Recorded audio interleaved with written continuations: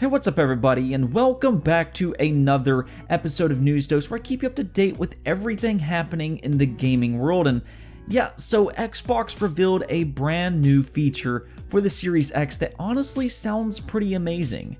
This was done on Major Nelson's podcast, where he let a new Series X feature slip, and I think a lot of people are really gonna like this one. Before we get into all that though, as always, I like to give you some of the other topics that we're going to talk about in today's episode, which includes the third announcement by Platinum Games, because we can never have too much Platinum Games news. Baldur's Gate 3's gameplay was shown at PAX East, and honestly, I cannot wait to play this myself. PlayStation Plus's March 2020 lineup has been announced. There has been some good news for Final Fantasy VII Remake, is GDC doomed, and more. So if you want to keep up to date with everything in the game industry, stay tuned for all of that. And hey, maybe think about hitting that subscribe button, as I do this on a daily basis. But yeah, I'm not going to keep you waiting any longer. The new feature that Larry Herb has revealed on his Major Nelson podcast is Xbox Quick Resume. And no, this is not the same feature that is on your current old Xbox One.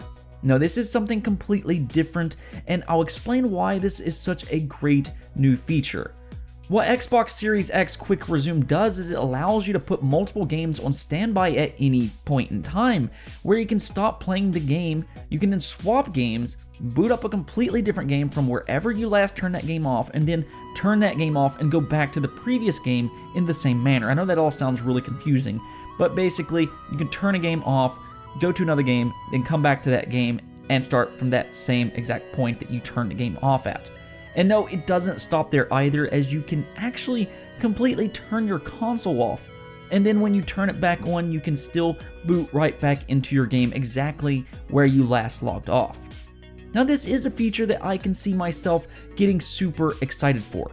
Something about me is one feature that I love on handheld consoles in specific, such as the Switch and the Vita, is to just turn off my console at any point and then come back and play those games I want to play. I don't have to go find a save point or anything like that, I just boot right into the game from where I last turned my console off. It's especially useful for longer JRPGs, as I jump in and out of those quite a bit, but Xbox Series X isn't just doing it with one game, but rather you will be able to do it with multiple games at the same time.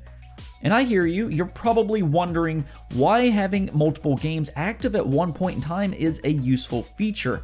And well, think of it this way. Let's say you're playing a game cooperatively with a friend online. Suddenly he or she has to go for some reason or the other, and then you're just left there to wander the game by yourself until he or she comes back. However, with this new Quick Resume feature, you can just swap games without affecting your online game, go play a completely different game, and then when your friend comes back, you can then resume the game you were playing together. It's a nice little feature, honestly.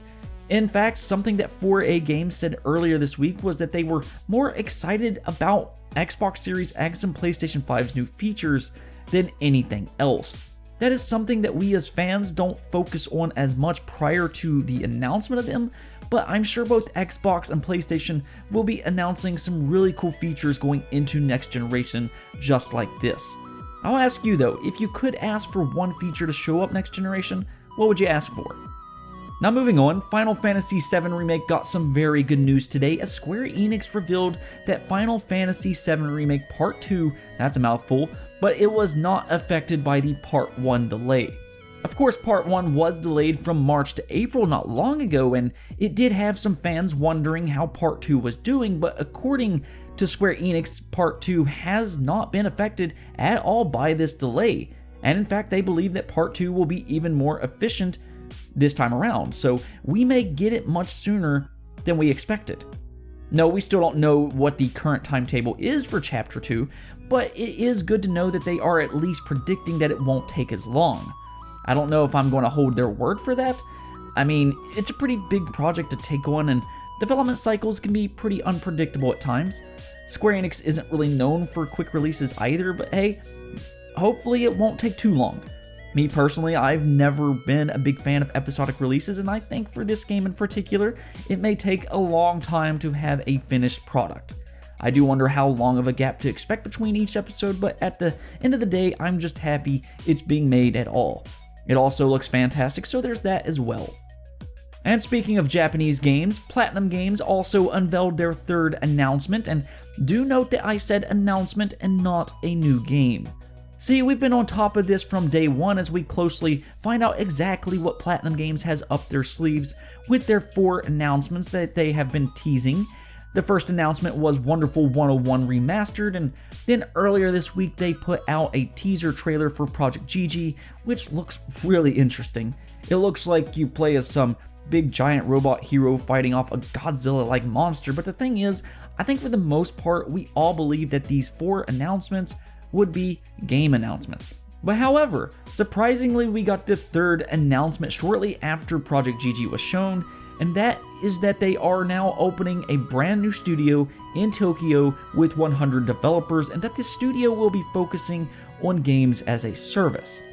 Now, I think this studio also will be helping out with Project Gigi from my understanding, but in the future it will do games as a service, which to a lot of gamers is like saying a bad word, and well, it's really not. So hear me out on this.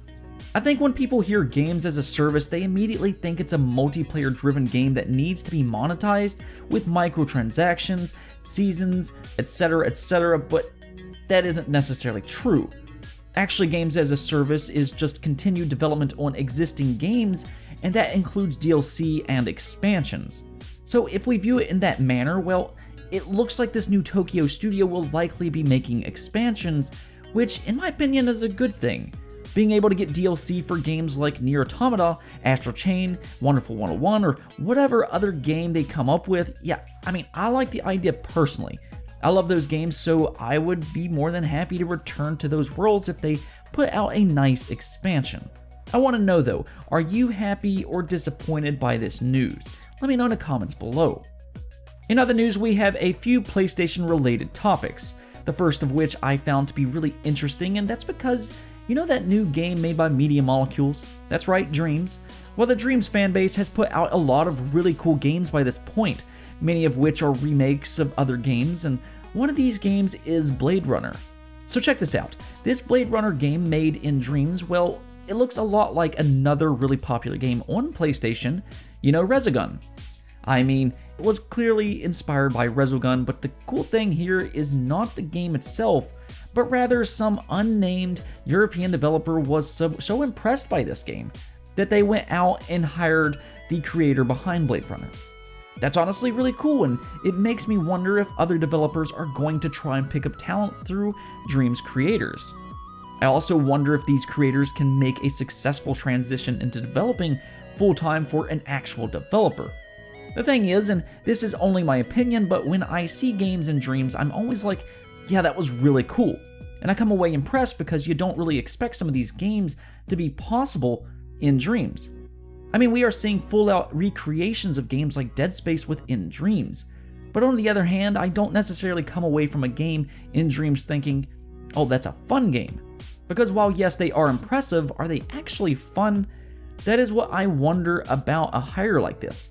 On one side, it's a really cool story, and I do hope the creator turns out to be incredibly successful, but it does make me wonder. Either way, I do want to say big congrats to the guy who made Blade Gunner. This is incredibly impressive, and you know, I hope that he has a ton of success going forward, and I do hope that they do find other developers from creators in Dreams. I think this is really cool. Now, staying on topic of PlayStation games though, PlayStation also announced their PlayStation Plus March game lineup, which are Sonic Forces and Shadow of the Colossus. I can't really say that Sonic Forces is too exciting, but Shadow of the Colossus is an amazing game. In fact, it's one of my favorite games ever made, and the remake is done exceptionally well. So if you haven't played it yet and you have PlayStation Plus, you really need to go check this one out. Shadow of Colossus is a really unique game, and I just think the atmosphere of that game is done very well. I don't know how to explain it, but there has always been something about that game that makes it mysterious as you journey the lonely land surrounding you.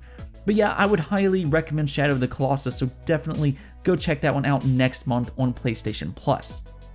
Hey, we also got some new gameplay today for 2 different games, one being the Behemoth's next game, Alien Hominid's Invasion, and even though this game is being marketed as a reimagination to the original Alien Hominid, it's looking much more like a sequel. Honestly, it's looking really good too, though I'm not too surprised by that, considering I do think the Behemoth is one of the best independent developers in the business with games like Castle Crashers and BattleBlock Theater as well. In Alien Hominids though, it seems like they're really emphasizing the cooperative gameplay right now, and that it's a non-linear experience through hundreds of handcrafted city blocks. The first thing I want to say is thank you for being handcrafted, as I really don't like randomly generated content, but I think there is one really surprising thing to this announcement, and that is that it will be releasing for the Nintendo Switch, PC, and on Xbox. Oddly, this will not be available for PlayStation, or at least at launch. If I were to guess, I would say this would probably come sometime later on, but either way, I'm really liking the way Alien Hominid Invasion is looking so far. It really looks a lot like BattleBlock Theater in my opinion, which was also another amazing game by the Behemoth. The other game shown off though was Baldur's Gate 3, and it looks incredible. It is quite a bit different than the original Baldur's Gate, where you fight in real time while pausing, but instead this is much more like the Divinity Original Sin franchise, which is turn-based and emphasizes environmental hazards and positioning. After all, this is the same developer that makes Divinity Original Sin, Larian Studio, so I was always kind of expecting them to take this route, and they did, but it looks phenomenal. Honestly, it looks extremely difficult as well.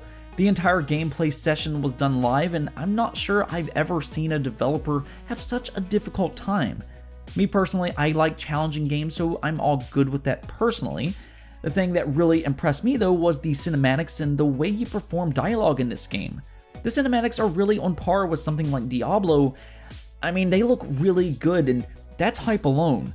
The entire story for that matter sounds interesting, where these weird alien-like creatures are putting tadpoles into people's eyes, and after 7 days they're supposed to turn those people into the same alien creatures. The character of your choosing that you play as, of course, has one of these tadpoles swimming around in their brain, which will set you off on your journey. Like I said though, the dialogue is really cool as well, because unlike many isometric RPGs, this game takes more of a modern approach to dialogue and zooms into first-person view, something like, The Outer Worlds, when you talk to other characters. This allows the game to be much more immersive when talking to characters, as you can see the emotions on their face as they talk. I really like that a lot. You can even play the game in third person rather than the isometric view, though if you do that, you are sacrificing a bit of knowledge for the environment around you. Overall though, Baldur's Gate looks exceptional, and I'm very excited to play this one for myself. Luckily, it will be coming to early access on Steam sometime in 2020. Now the last thing I want to talk about is GDC, because it seems like everybody is bailing out on GDC by this point. Sony has, Facebook walked out, Kojima Productions, they're gone, and the list just kind of goes on and on. Now CD Projekt Red, as well as Microsoft GameStacks, has also decided not to go to GDC as well, noting the exact same thing, and that's health concerns related to the coronavirus. The coronavirus really has the world on lockdown right now, and as I've said in previous videos concerning this topic, I don't blame any one of these companies for not going to GDC. Health is always the #1 most important thing, but I think by this point you really have to wonder, is GDC doomed? Will it be cancelled? Honestly, I think that's a real possibility, and I mean, I don't think that there's really a lot of key players left to come to GDC. Hey, maybe enough companies are still left that do want to go to GDC, but I think by this point that GDC will be a shadow of its former self.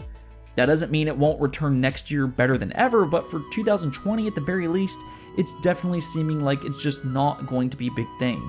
Sure, it's disappointing, but at the end of the day, you have to be safe out there.